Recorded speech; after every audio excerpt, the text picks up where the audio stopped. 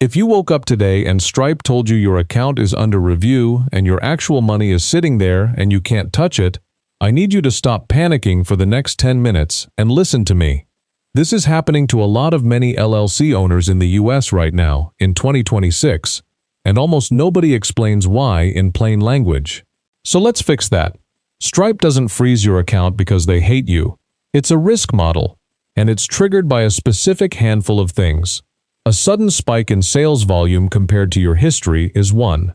A dispute or chargeback rate above roughly 0.75% in a rolling 30-day window is another. Selling in what Stripe quietly classifies as an elevated risk category: coaching, courses, mentorship, financial education, supplements, fitness programs, puts you on a shorter leash from day one. And here's the one that catches the most LLC owners off guard: a mismatch between what you told Stripe your business does when you signed up and what your actual transactions look like. If you signed up as consulting services and you're now running paid ad campaigns into a $2,000 course launch, the algorithm notices that shift before a human ever does. Chapter 1: The LLC-specific mistake that makes it worse. Here's the part that's specific to you as an LLC owner. If you're a single-member LLC that's disregarded for federal tax purposes, which is the default setup for most solo LLC owners, Stripe's own tax ID rules say you're supposed to use your personal name and your SSN or personal EIN, not your LLC's name or its EIN, for tax ID verification. A lot of people set up their Stripe account using the LLC's name and the LLC's EIN because it feels more official.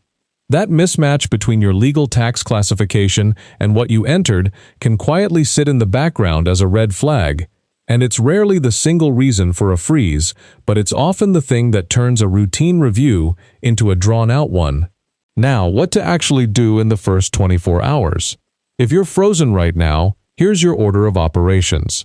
First, screenshot everything: the freeze notification email, any dashboard messages. You want a clean record. Second, gather your documents: your LLC formation certificate, your EIN letter, 3 months of bank statements showing your registered business name, and if it applies, your sales pages, proof of how you deliver your product or service, and your refund policy. Third, when you respond, keep it simple and factual. Acknowledge the flag in one sentence. Then explain your business model in plain language: what you sell, how people buy it, how you deliver it, what your refund policy looks like. Stripe support runs on a tiered system. The first response you get is usually automated. Getting bumped to the actual risk review team is what unlocks real progress, and clean, complete documentation is what gets you there faster.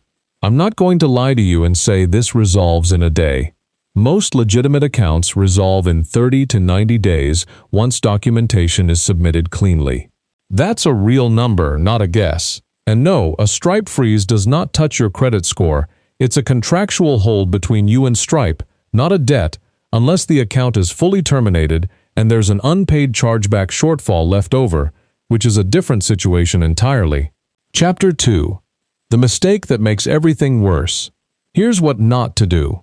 Do not go looking for a verified age Stripe account for sale on Telegram or in some Facebook group. I know it's tempting when your launch is dying in real time.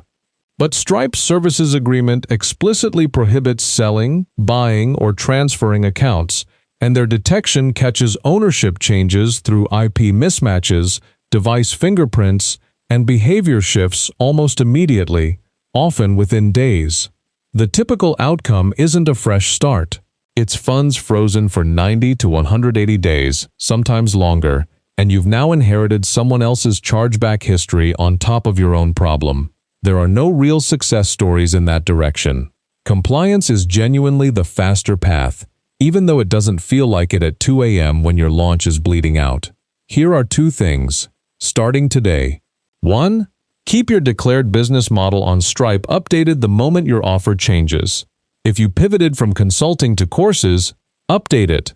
That single step removes one of the most common silent triggers. 2.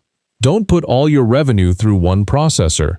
If you're in a flagged vertical like coaching or info products, have a backup processor ready before you need it, not after. It doesn't need to be your primary, it just needs to exist, so a freeze doesn't take your whole business offline. If your LLC is set up correctly on the tax ID side, and your Stripe account profile actually matches what you're selling today, you dramatically lower your odds of ever seeing this screen in the first place. If you want the exact step-by-step on setting up your LLC's tax ID correctly with Stripe so this never happens to you, that's the next video link in the description.